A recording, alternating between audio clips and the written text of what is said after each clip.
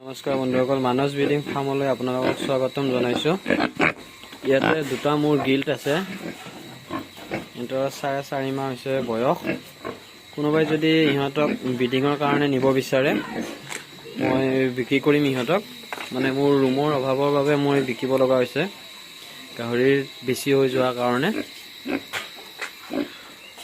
একেলগে যদি দুটা লয় অলপ মিলাই দিয়া হ'ব। গতিকে আপোনালোক যদি কাৰোবাক লগা আছে তেতিয়াহ'লে মোৰ লগত যোগাযোগ কৰিব পাৰে।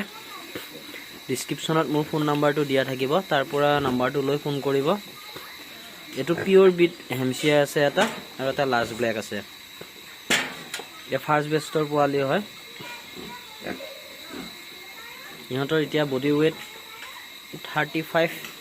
30 to 35 এনেকুৱা হ'ব।